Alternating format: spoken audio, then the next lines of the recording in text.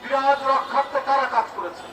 এই যে বিএনপি অঙ্গ সংগঠন নেতা কর্মীরা, ছাত্ররা করেছে, তাদেরকে সহায়তা করেছে।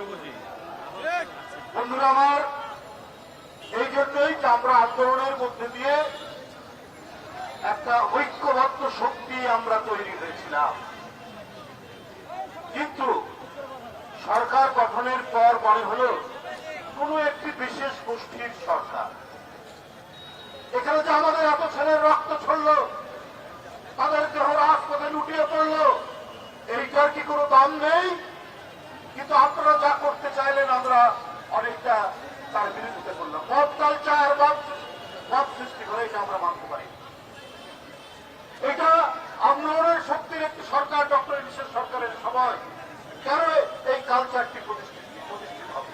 যখন ওই 3 দিন কোথাও ডাকাতি, কোথাও চুরি, কোনো অরাজকতা হয়নি, তাহলে সরকার গঠনের পরে কেন মব কালচার তৈরি হবে?